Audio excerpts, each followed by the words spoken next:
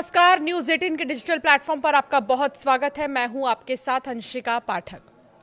Alaska में हाल ही में बहुत बड़ी मुलाकात हुई है। इस मुलाकात के बाद कई सारी बातें जो है अब धीरे धीरे सामने आ रही हैं। अब मुलाकात किसकी हुई, किस बात को लेकर हुई, क्या बातें हुई हैं, ये सब कुछ हम आपको इस वीडियो में बताएंगे। अलास्का के एंकोरेज में 15 अगस्त 2025 को अमेरिकी राष्ट्रपति डोनाल्ड ट्रंप और रूसी राष्ट्रपति व्लादिमीर पुतिन के बीच लगभग 3 घंटे की बैठक हुई, जिसका उद्देश्य यूक्रेन युद्ध को खत्म करना था। दोनों नेताओं ने क्षेत्रीय समझौते, युद्धबंदी, हस्तांतरण और यूक्रेन के लिए अमेरिकी सुरक्षा गारंटी पर चर्चा की है, लेकिन कोई ठोस समझौता नहीं हुआ।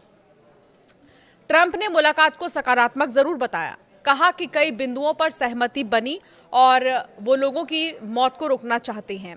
उन्होंने ज़ेलेंस्की से शीघ्र समझौता करने और यूरोपीय देशों से सक्रियता की अपील की है। ये भी बताया कि ज़ेलेंस्की पुतिन की बैठक की योजना बन रही है। पुतिन ने वार्ता को उपयोगी बताया और दावा किया कि 2022 में ट्रंप के राष्ट्रपति होने पर युद्ध नहीं होता और यूक्रेन यूरोप से प्रगति में बाधा न डालने को कहा गया।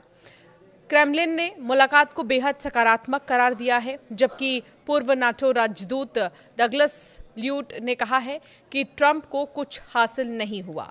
पुतिन ने वैश्विक छवि मजबूत की है।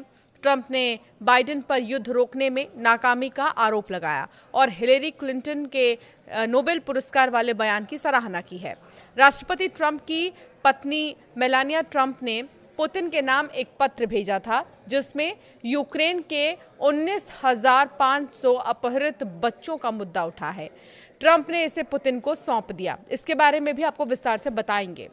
डोनाल्ड ट्रंप ने यूक्रेन के राष्ट्रपति व्लादिमीर ज़ेलेंस्की और नेटो नेताओं को बताया कि रूसी राष्ट्रपति व्लादिमीर पुतिन अस्थायी युद्ध विराम के बजाय यूक्रेन युद्ध को खत्म करने के लिए एक व्यापक शांति समझौते की प्राथमिकता देते हैं।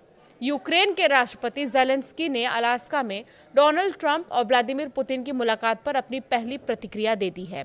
उन्होंने कहा कि वो यूक्रेन, अमेरिका और रूस के बीच ट्रंप के प्रस्तावित त्रिपक्षीय बैठक का समर्थन करते हैं।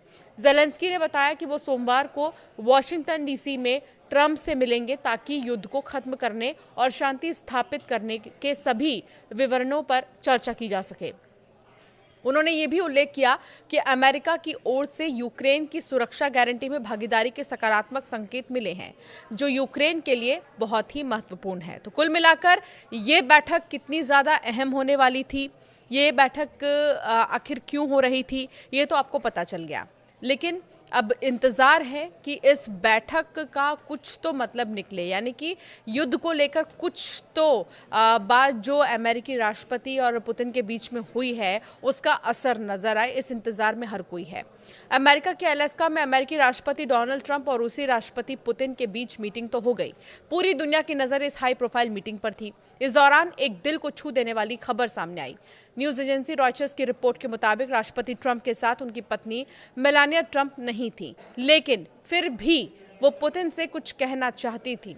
इसीलिए अमेरिका की प्रथम महिला मेलानिया ने एक चिट्ठी लिखकर ट्रंप को सौंप दी थी। ट्रंप ने पुतिन के साथ मीटिंग के दौरान अपनी जेब से ये चिट्ठी निकालकर व्यक्तिगत रूप से उन्हें सौंपी है। इस पत्र में उन्होंने यूक्रेन और रूस के बच्चों को लेकर चिंता जताई है। व्हाइट हाउस के अधिकारियों के मुताबिक स्लोवेनियाई मूल की मेलानिया इस यात्रा में शामिल नहीं थी, लेकिन उन्होंने यूक्रेन और रूस के बच्चों की स्थिति को लेकर अपनी चिंता लिखित रूप में पुतिन तक पहुंचाई है। पत्र में क्या लिखा था इसके बारे में अधिकारियों ने नहीं बताया, लेकिन पुष्टि की कि इसमें खासतौर पर यूक्रेन युद्ध के दौरान बच्चों के अपहरण का मुद्दा उठाया गया है।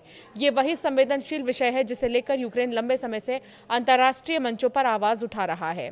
रूस पर यूक्रेन का बड़ा आरोप है। यूक्रेन का ये कहना है कि रूस ने अब तक हजारों बच्चों का अपहरण कर जबरन अपने कब्जे में ले लिया है और उन्हें या तो रूस भेज दिया गया है या फिर कब्जे वाले इलाकों में रखा गया है।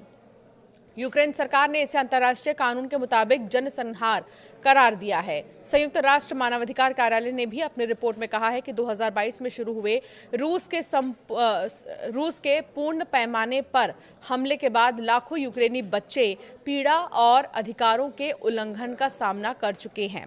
रूस की ओर से दावा किया जाता रहा है कि ये युद्ध क्षेत्र से कमजोर और अनाथ बच्चों को सुरक्षित रखने के लिए ऐसा कर रहे हैं, लेकिन कीव और पश्चिमी देश इसे युद्ध अपराध मानते हैं। अलास्का में शुक्रवार को ट्रंप और पुतिन के बीच 3 घंटे तक मीटिंग तो चली, लेकिन युद्ध रोकने के लिए कोई ठोस कदम तय नहीं हो सका है। भले ही ट्रंप ये कह रहे हैं कि ये मीटिंग जो है बहुत ही पॉजिटिव रही है, लेकिन असर इसका कब दिखाई देगा, इसका इंतजार अब भी है। आपका क्या मानना है इस मीटिंग पर, ज़ेलेंस्की के पहली प्रतिक्रिया पर और उस चिट्ठी को लेकर आपका क्या कहना है, हमें ज़रूर कमेंट कर बताएं।